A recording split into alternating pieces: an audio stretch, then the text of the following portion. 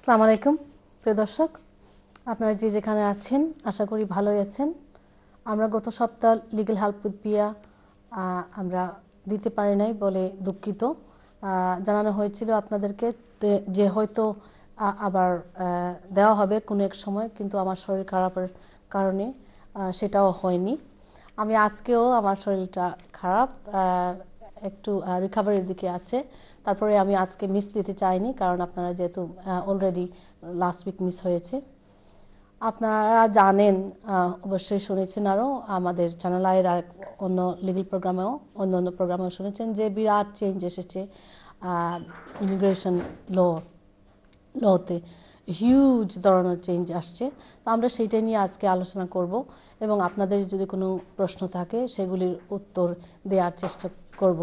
আমার সাথে আছেন আজকে আমার প্রিয় মেহমান একজন, মিস্টার শফিকুর রহমান, যিনি হলেন সিটি গেট সলিসিটর প্রিন্সিপাল, এবং যিনি এই প্রোগ্রামেতে আপনারা দেখেছেন। আরও আমরা ওনার কাছে যাব একটু পরে to ask him about the recent change. তার আগে আমি ইউজুয়াল রিমাইন্ডার দিতে চাই যে আপনারা মনে রাখবেন, অ্যাডভাইস যেগুলি দিব আমরা জেনারেল অ্যাডভাইস, এগুলি কোনো সময় কনক্লুসিভ অ্যাডভাইস নয়। আমরা সব সময় বলে থাকি যে আপনারা একজন আশেপাশে একজন লয়ারের কাছে গিয়ে বুঝে নেবেন যে কোনো অ্যাকশন নেওয়ার আগে। কারণ হলো কি, আপনাদের কোনো ডকুমেন্ট আমরা দেখি নাই, তারপরে অনেক ইনফরমেশন ফোন লাইনের মাধ্যমে মিস ইনফরমেশন হয়ে যায় অথবা ওমিশন হয়ে যায়, বিভিন্ন কারণে কোনো অ্যাকশন নেবে না।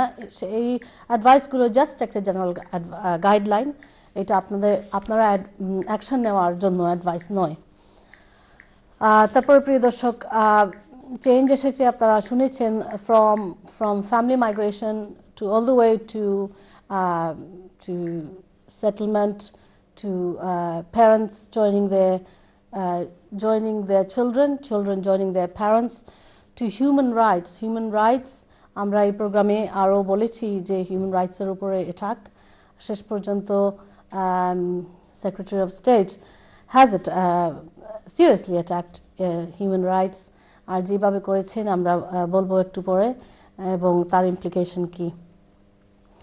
আমি যারা আপনাদেরকে এটাই বলবো আর কি, যে আপনারা এই ধরনের প্রোগ্রাম আমরা করে থাকি কারণ আমরা চাই যে মানুষদের সচেতন করার জন্য যে কি করতে পারি আমরাও যে বসে থাকবো সেরকম নয়, আমরা অনেক কিছু করার আছে। গত বছরে যখন ফ্যামিলি কনসালটেশন হয় তখন আমি বলেছিলাম যে ফ্যামিলি কনসালটেশন হচ্ছে এবং আমাদের সে আছে, আমরাও বলতে পারি। হ্যাঁ, হতে পারে আমাদের বলাতে কিছু হবে না, তারপরে তো আমরা চেষ্টা করলাম। আর যদি চেষ্টা না করি তখন আমরা যে কিছু করিনি তার জন্য আরও খারাপ লাগবে। মানে কীভাবে হরেন্ডাস, আমার বলতে কোনো দ্বিধা নেই যে একটা রেসিস্ট ফিলোসফি থেকে এসব করতেছে হোম সেক্রেটারি। আর কিভাবে যে ফ্যামিলি মাইগ্রেশনের উপরে যে আপনারা অলরেডি শুনেছেন যে লিমিটগুলি, ইনকাম থ্রেশহোল্ড 18,600 পাউন্ড, এটা লাফাবল। কারণ হলো গিয়ে এটা অন্যায়, এটা বিরাট বড় অন্যায়। কারণ যে জায়গাতে এখানে the law says that a couple needs only 111 pounds to live on after paying, obviously they get housing benefit if they're on income support, but 111 pounds after they pay their bills, then কিভাবে একজন ইমিগ্রেন্টদের কাছ থেকে তারা দাবি করে যে immigrant will have to earn about, I've worked it out, about 350 something odd, এবং এটা কোন ধরনের বিচার এবং কিভাবে এটা করতে পারে। আর আমরা কেন বসে থাকবো? আমরা প্রিয় দর্শক, এখনো আপনারা you can make your voice be heard. যেটা করতে পারি, if you think I can do something from legal help with PIA, I will be more than likely. But হ্যাঁ, আরেকটা জিনিস আছে আমি বলতে চাই, that every one of us can always write to the House of Commons about our feelings, and sometimes 100 letters says much more than one pressure group. So আমরা সবাই dissatisfaction বা আমরা যে ভায়োলেশন ফিল করি যে আঙ্গারটা ফিল করি আমরা express করতে পারি, এটারও আমরা অবশ্যই আমরা একটা ফল পাবো। তো এখন যাব আমার গেস্টের কাছে, mister Rahman. Mr. Rahman, thank you very much for joining us. Thank you. You're welcome. Perhaps you would like to carry on about these changes. Shall I speak in Bengali or? Bengali, anything you like. I know আমাদের দর্শকদের জন্য আমি বলছি, বাঙালি আমাদের community channel বাঙালিরাই দেখছেন, সেজন্য আমরা বাংলায় বলছি। আপনি যেটা বলেছেন যে 11 জুনে যে চেঞ্জটা ডিক্লেয়ার করলো ইউকেবিএ, সেটিকে আবার দেখলাম 13 জুনে অলরেডি একটা হ্যান্ডসার ক্লোজ 194 পাবলিশ করে দেওয়া হলো। ইউকেবিএ ওয়েবসাইটে আমরা সেটা পেলাম এবং সেখানে বলে দেওয়া হলো 9 জুলাইয়ে এই আইনগুলো কার্যকরী হয়ে যাবে। এত কম সময় দিয়ে এত বড় আইনের চেঞ্জ, এটা ভেরি আনফেয়ার আমি মনে করি। এই এত মেসিভ চেঞ্জ আসছে, এত বেশি এফেক্টিভ হবে লোকজন, তাদেরকে একটা সুযোগ দেওয়া উচিত ছিল সরকারের। ঠিক আছে, 3 মাস পরে আমরা ইমপ্লিমেন্ট করব, এরকম একটা প্যাসেজ দিয়ে, যাতে করে যাদের এই মেসিভ চেঞ্জের আগে অ্যাপ্লাই করা দরকার তারা একটা সুযোগ নিতে পারতো, কিন্তু সেটা করা হয়নি। দেখেন 11 জুনে ডিক্লেয়ার করা হলো, 13 জুনে পাবলিশ করা হলো হ্যান্সার ক্লোজ চেঞ্জগুলো, এবং 9 জুলাইয়ে এগুলো আমরা তাহলে 13 জুনে আমরা জানলাম যে কি আসবে, কি কাটবে, কি থাকবে না থাকবে, এবং 9 জুলাই মানে তো মাত্র 3 সপ্তাহের মতো হয় বোধহয়। এর ভেতরে আমরা দেখতে পাচ্ছি যেটা খুব বেশি প্রবলেম হচ্ছে, আমাদেরকে অনেকেই ফোন করে বলছেন আমার এই আছে সেই নাই, কারো পে স্লিপ আছে, ব্যাংক স্টেটমেন্ট নাই, কারো ইংলিশ পাস করেছে রেজাল্ট পায় নাই, সবাই একটা প্যানিকের মধ্যে আছে। যারা অলরেডি প্রসেসের মধ্যে ছিল তারও একটা সমস্যার মধ্যে পড়ে গেল যে এখন এই সময়ের ভিতরে আমি কীভাবে একটা অ্যাপ্লিকেশন রেডি করতে পারি। তো পরিবর্তন যাই আসছে, আমি এগুলো যে সংক্ষেপে বলি, অনেকেই জেনে গেছেন। তার একটা হলো যে স্পাউসের থ্রেশহোল্ডটা, ইনকাম থ্রেশহোল্ড কোনো 18,600, যদি কোনো ব্রিটিশ বা সেটেল কেউ তার ওয়াইফকে বা ইয়েকে ওভারসি থেকে আনতে চান, সেখানে তাকে 18,600 বেতন থাকতে হবে। এটা আমি আগে একটা প্রোগ্রামে বলেছি যে এখানে দেখা যাচ্ছে মিলিয়ন মিলিয়ন লোক বেকার আছে, জব পাচ্ছে না, অথবা বড় বড় বিজনেসগুলো, ইভেন হোম অফিস ইউকেবিএ তারা পার্ট টাইম করতেছে যাতে এমপ্লয়িকে বেতন যাতে সেভ করা যায়। সেখানে একজন সাধারণ মানুষ বিয়ে করার জন্য তাকে বলা হবে তুমি 18,600 না পেলে তুমি ওয়াইফ আনতে পারবে না। এটা বলা হচ্ছে যে অনেকটা ডিবেট হচ্ছে, যেটা preventing pure people from the ম্যারিং। এই আইনটা করা হচ্ছে যে যাতে গরিবরা বিয়ে করতে না পারে, এরকম একটা কথা আমরা সমালোচনা দেখতে পাচ্ছি। তো এটা খুবই একটা এফেক্ট করবে কমিউনিটিকে, আমরা জানি। আরেকটা চেঞ্জ হলো যে যেটা 2 ইয়ার্স ছিল আগে, স্পাউস হিসেবে যারা আসতেন প্রফেশনাল পিরিয়ড ছিল 2 ইয়ার্স থেকে এটা নিয়ে যাওয়া হয়েছে 5 ইয়ার্সে। অর্থাৎ এখন 9 জুলাই পরে যারা অ্যাপ্লাই করবেন বা যারা অন দ্য বেসিস অফ ম্যারেজে দেশে আসবেন, তাদেরকে 5 বছর পরে পার্মানেন্ট করা হবে। এইটা একটা চেঞ্জ যেটা সিরিয়াসলি এফেক্ট করবে অনেককেই। এছাড়া আগে যেটা একটা রুল ছিল যে 4 বছর একসাথে দেশে থাকলে পরে স্পাউস এবং দুজন স্পাউস থাকলে তারা একসাথে চলে আসতে পারতেন for settlement in the UK, সেটা অ্যাবলিশ করা হবে, এটা আর থাকবে না। তারপরে 13 অক্টোবর থেকে 2013 থেকে ইংলিশ লেভেলটা B1 এ নিয়ে যাওয়া হবে ফর সেটেলমেন্ট। এটা কিছু রেস্ট্রিকশন আনা হচ্ছে। আমরা আপনার খেয়াল আছে কিনা জানি না, লাস্ট ইয়ারে যখন ম্যাক ডিক্লেয়ার করে, আপনার এই প্রোগ্রামে আমি বলেছিলাম যে এরকম ম্যাক ডিক্লেয়ার করে রিকমেন্ড করেছে সরকারকে একটা আইন নিয়ে আসতে চায় তারা, যেটা হলো যে থ্রেশহোল্ডটা, ইনকাম থ্রেশহোল্ড। এবং আমি সেই অনুষ্ঠানে ইনভাইট করেছিলাম যে কমিউনিটি গ্রুপগুলো যারা আছেন সবাই যদি এসেন কথা বলেন আগের থেকেই, তাহলে একটা প্রেশার ক্রিয়েট হতে পারে গভর্নমেন্টের উপরে, গভর্নমেন্ট দেখতে পারে যে রিয়েকশনটা হচ্ছে। কিন্তু আমরা আসলে গত এই 6-7 মাস বা এই আরও উপরে হয়ে গেল, অক্টোবরে তারা বলছিল, আমি কোনো কমিউনিটি গ্রুপকে এ ব্যাপারে কথা বলতে দেখি নাই। আমাদের তো একজন বাঙালি এমপিও আছেন, তা আমি যতটুকু পার্লামেন্ট প্রসিডিংস ওই দিনে ডিবেটে দেখেছি, আমার মনের চোখে পড়ে নাই যে উনি ছিলেন বা উনি কিছু বলেছেন এই রুলস এগেনস্টে। কিথ বাজ উনি বলেছেন, যেটা হোম অফিস কমিটি চেয়ারম্যান, তিনি বলেছেন যেটা আনফেয়ার বেতনটা এরকম থ্রেশহোল্ড দেওয়াটা। এছাড়া আর কারো পক্ষ থেকে আমি পার্লামেন্টে প্রোটেস্ট করা বা এগেনস্টে কথা ডিবেটে অংশ নেওয়ার আমি দেখি নাই বা শুনি নাই। এটা ভেরি আনফর্চুনেট একটা ল হয়ে গেল। এখন এই লটাকে যদি বাতিল করতে হয়, এটা তো আমাদের একমাত্র পক্ষে কোর্ট, সরকার যে আইন করেছে সেই আইন তো আমরা মনে করি না এই গভর্নমেন্ট আর পার্লামেন্ট সে চেঞ্জ করে দিবে। তবে যেটা একটু চেঞ্জের খবর সেটা হলো লেবার লিডার 2 দিন আগে একটা কনফারেন্সে উনি বলেছেন যে এই সরকারি যে এজেন্ডা নিয়ে আসছে যে আমরা ইমিগ্রেশন নাম্বার রিডিউস করে 10,000-এ নিয়ে যাব, লেবার লিডার বলেছেন যে এটা সম্ভব না, কারণ মূল প্রবলেমটা হচ্ছে ইস্টার্ন ইউরোপিয়ান থেকে যারা আসছে এদেরকে কোনোভাবে 10,000-এ নিয়ে যাওয়া যাবে না। জি, আমরা আসবো আবার এই পয়েন্টে, আমরা একটা কল নিতে হচ্ছে, but it's absolutely right. I mean statistics, ONS এর statistics follow করলে দেখবেন from 1997 that's when the immigration into the country has risen. প্রিয় দর্শক, আমি একটা কল নিচ্ছি, কল নেওয়ার পরে আবার চলে আসবো আমরা ডিসকাশনে। হ্যালো হ্যালো, আসসালামু আলাইকুম। ওয়ালাইকুম আসসালাম। জি। আমি আসলে টিয়ার 1 এন্টারপ্রেনার বিশেষ সম্পর্কে জানতে চাচ্ছিলাম। টিয়ার 1 এন্টারপ্রেনার। ইয়েস। আচ্ছা আচ্ছা, ঠিক আছে। আসলে যে 50,000 পাউন্ড যেটা ইনভেস্ট করে দিতে হয়, এটা থেকে আপনার 25 করে দুজন দেওয়া যাবে, আর ডিপেন্ডেন্ট কাজ করতে পারবে কিনা? কোশ্চেন হলো গিয়া আমি বুঝতে পেরেছি, আপনি আচ্ছা, বলছেন ঠিক আছে। এন্টারপ্রেনারে 2000 যে 50,000 লাগে, আপনি কি পিএসডব্লিউ থেকে করতে চান? হ্যাঁ, হ্যাঁ, আমি PSW থেকে হ্যাঁ, যাচ্ছি। দুজন মিলে করা যাবে, একটা গ্রুপ করা যাবে। আপনার দুজন 25 করে দিলে সমস্যা নেই, 50,000 ইনভেস্টমেন্ট থাকতে হবে। ট্রেড করে তো আমরা দিতে পারবো, তাই না?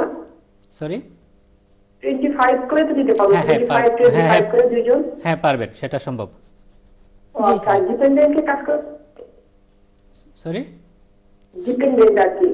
ডিপেন্ডেন্ট হ্যাঁ, ইন্ডিপেন্ডেন্ট যে ডিপেন্ডেন্ট হবে আর কি।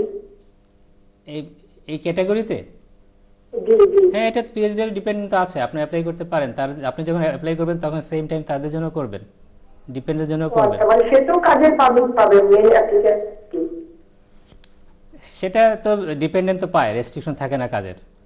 ও আচ্ছা, ঠিক আছে, আমার এটাই কোশ্চেন ছিল। Thanks a lot. আচ্ছা। ঠিক আছে আপা, thank you very much for your call. আমরা চলে যাচ্ছি পরবর্তী কলার কাছে। হ্যালো হ্যালো, আসসালামু আলাইকুম। হ্যালো, আসসালামু আলাইকুম। ওয়ালাইকুম আসসালাম। জি, আমি কি একটু ওই লিগ্যাল হেল্পের জন্য কথা বলতে পারি? জি, লিগ্যাল হেল্প উইথ পিয়া, আপনি কথা বলছেন। আমি পিয়া, বলুন। ভাইয়া, আপনার লাইনটা একটু খারাপ, আমি জানি না কেন, হয়তো আপনার TV phone. Okay, I listening. আচ্ছা, বলুন আপনার প্রশ্ন কি? বেসিক্যালি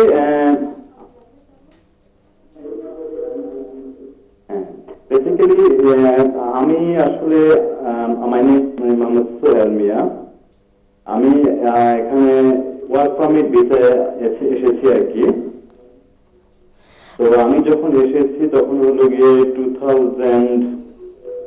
ভাইয়া, আপনার টিভির ভলিউম কিন্তু অন, আমি একও শুনছি বারবার, তো আপনার কথাটা ক্লিয়ার না। দয়া করে আপনি আমরা হারিয়ে ফেলছি, দয়া করে যদি আবার করেন তাহলে টিভিটা অফ করে কথা বলবেন। Thank you. চলে যাচ্ছি পরবর্তী কলার কাছে। হ্যালো হ্যালো, আসসালামু আলাইকুম। ওয়ালাইকুম আসসালাম। জি, এখন যে রুলসটা চেঞ্জ হলো রেসপন্সের ব্যাপারে, এটা কি শুধু ওভারসিজ থেকে যারা আসবে তাদের ক্ষেত্রে হবে, নাকি এদেশ থেকে যারা রেসপন্স হতে যাবে তাদের ক্ষেত্রে এটা প্রযোজ্য হবে? সবার এটা জন্য। আমাকে একটু পরে জানাবেন। আমি কি ফোনে থাকবো? করে দেবো। ঠিক আছে, রেখে দেন আপনি। The rules are for everybody. যারা দেশ থেকে লিভ টু এন্টার করবেন, যারা এখান থেকে লিভ টু রিমেইন চান, সবার জন্য এটা প্রযোজ্য। The new income threshold and all the other rules. তো আশা করি আপনার উত্তর পেয়েছেন। সো চলে যাচ্ছি আমরা একটা টেলিফোন কল নেই। হ্যালো হ্যালো, আমরা হ্যালো হ্যালো, জি, আসসালামু আলাইকুম। আসসালাম। আচ্ছা, লাইভ ইন সেজনে উনকা লেভেল 2 বিথনি না করে নেটটা কিটা আবার আপনি কোন লাগবে? আচ্ছা ভাই, আপনার টিভির ভলিউম অন নি, টিভিটা অফ করুন। আচ্ছা, বি আবার হোক, প্রশ্নটা ক্লিয়ারলি বুঝিনি, হোক আবার। না, যারা ছিল যে লাইভ ইন টেস্ট এটা মানে আগে করে লিছেন, এরা যা আমরা এখন কোন লাগবে? লাইফ ইন দ্য ইউকে যারা অলরেডি হরি লাইছেন একবার, জি জি। আর একবার হরা লাগবে না, একবার হরি লাইলে ইটস ফাইন। মানে আপনার বি না এটা লেভেল বি করতে হইব না, না, আপনার লাগতো না। এটা এখন না, এটা ফ্রম 2013 থেকেই। হ্যাঁ 2013, এখনো A1 আছে। আচ্ছা, মানে 13 থেকে যেটা আমরা তো করে লিছি এটা কোন লাগবে? জি 2013 আপনারা যদি আমি প্রশ্ন বুঝছি। Life in the UK 13 October পরে লাইফ ইন দ্য ইউকে লাগবো, প্লাস একটা সার্টিফিকেট দিতে হইব যে B1 লেভেলও তাই ফ্রেমওয়ার্ক কোর্স করছেন, দুইটা জিনিস লাগে। ঠিক আছে, thank you very much for your call. আমরা দেখি ফোন লাইনে কেউ আছে কিনা। হ্যালো হ্যালো, আসসালামু আলাইকুম। Thank you very much for your call. জি ভাইয়া, আজকে কি হলো? আসসালামু আলাইকুম। জি ওয়ালাইকুম সালাম। টিভির ভলিউমটা মিউট করে দেন প্লিজ। জি, আমার প্রথম প্রশ্নটা হচ্ছে যে এখন যে নতুন রুলস হয়েছে, আমরা যারা অলরেডি অ্যাপ্লাই করে নিছি স্পাউস ভিসার লাগি, জি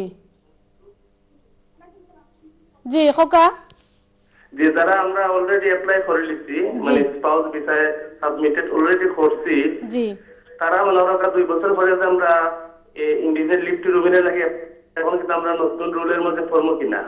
জি না, আপনারা আগর রুলেও আপনারা যে আপনারা অলরেডি অ্যাপ্লাই করে লাইছেন, এটা আগর রুলেও সবটা আপনারা দেখা হইব। সো নো, আপনারা এভরিথিং আগর লাগান।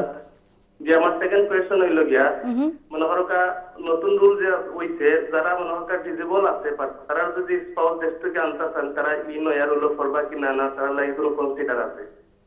ওকে ঠিক আছে মিস্টার তাহলে এক্সাম্পশন আছে, যারা ডিসেবিলিটি অ্যালাউন্স ফাইন কিছু ক্যাটাগরি রাখা হয়েছে তারা এই ইনকাম থ্রেশহোল্ড পড়তা নেয়, তাহলে এক্সাম্পশন আছে। থ্যাংক ইউ ভেরি মাচ কোলার, আশা করি আপনার উত্তর পাইছেন। সো বেসিকলি আরেকটা কল নেই। হ্যালো হ্যালো, আসসালামু আলাইকুম। হ্যালো, আসসালামু আলাইকুম। জি ওয়ালাইকুম সালাম, বলুন আপনার প্রশ্নটা। জি, আমার একটা কোয়েশ্চেন আসলো। জি এনটিএল ফর্ম ফিল আপ করলে হুম তো জি আচ্ছা, বোধহয় হারিয়ে ফেলছি কলারকে। হ্যালো, জি হ্যালো, আইটিএল ফিল আপ করলে ভাই খোকা হইতে থাকুকা। জি ওটা ফর্ম ফিল আপ যে ফিসটা কত? ফিজ কত আমার মনে নাই, আমি এটা 240 ছিল, 261 এরকম কিছু একটা হয়েছে, somewhere in the region of 250-60 এরকম, 61 বোধহয়, 261 বোধ হয়, কিন্তু আমরা দুজনই শিওর না। সো ঠিক আছে, তাহলে আপনার আশা করি your on the right path. তো বেসিক্যালি হ্যাঁ, তো আমরা বলছিলাম অ্যাবাউট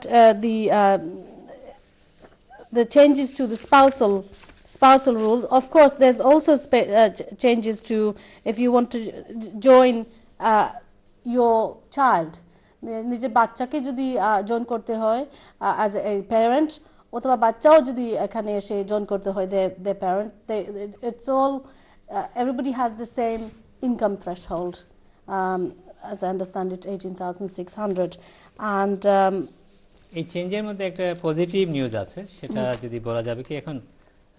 হ্যাঁ বলুন বলুন। আচ্ছা, সেটা হচ্ছে যে প্রাইভেট লাইফের যে ডেফিনেশন দেওয়া হয়েছে, সেটাতে দেখা যাচ্ছে যে কারো যদি 20 ইয়ার, যেটা বলা হয়েছে 14 ইয়ার্স আগে যেটা ছিল ইমিগ্রেশন রুল, সেটা ডিলিট হয়ে যাবে, সেখানে প্রাইভেট লাইফটাকে আনা হবে। এবং প্রাইভেট লাইফে বলা হচ্ছে ডেফিনেশনে কেউ যদি 20 ইয়ার্স এদেশে থাকেন, তাহলে তিনি প্রাইভেট লাইফ এস্টাবলিশডের ডেফিনেশন কোয়ালিফাই করতে পারবেন।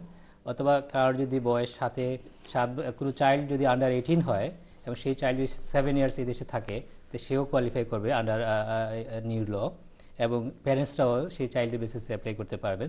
এই একটা পজিটিভ নিউজ, যেটা আমরা জানি যে চাইল্ডদের 7 ইয়ার্স যে পলিসি ছিল সেটা গভর্নমেন্ট উইথড্র করে ফেলছিল, এবং তারা তখন বলছিলেন যে আমরা 395C-তে নিয়ে গেছি, সেখানে আমরা এজ কনসিডার করব। কিন্তু পরবর্তীতে আমরা দেখলাম 395C-ও নাই, ওটাও ডিলিট করে দিলেন। এখন আবার সেটা আবার নিয়ে আসছেন ওনারা, সেটা একটা ভালো খবর যে চাইল্ড যারা দেশে 7 ইয়ার্স আছে তারা অ্যাপ্লাই করতে পারবে। এবং ওভার 18 যদি হয়ে যায়, 18 থেকে 25 ইয়ার্স যাদের এজ, তাদের বলা হচ্ছে হাফ অফ দ্য লাইফ যদি তারা ইউকেতে থাকেন, তাহলে তারাও প্রাইভেট লাইফে কোয়ালিফাই করবেন। এছাড়া যদি কারো লেন্থ অফ রেসিডেন্স 20 ইয়ার নিচে থাকে, কিন্তু দেখা যায় তার কোনো ক্লোজ টাইজ নাই অরিজিনাল কান্ট্রিতে, তাকেও কনসিডার করা হবে প্রাইভেট লাইফে। তো কিছুটা এখানে প্রাইভেট লাইফের সংজ্ঞাটা অনেকটা রিল্যাক্স করা হয়েছে, অনেকেই হয়তো সুযোগ নিতে পারবেন এখানে। কিন্তু এটা তো বলা যাবে না, যেটা গভর্নমেন্ট বলতে চাচ্ছে যে আমরা ইউনিফাই করে দিয়েছি, ইমিগ্রেশন রুলস আর্টিকেল 8 নিয়ে আসছি, কোর্ট কিছু করতে পারবে না। কোর্টের সেই পাওয়ারটা আছেই, আর্টিকেল 8 সেখানে আছে। এবং এক্স্যাক্টলি, মানে ওই যে ইউরোপটা কি যে European court of human rights থেকে যে জাজমেন্টগুলো আসবে, সেগুলো ইউকে কোর্টের জন্য বাইন্ডিং, এবং সেগুলো তাকে ইউকে কোর্টকে ফলো করতে হবে।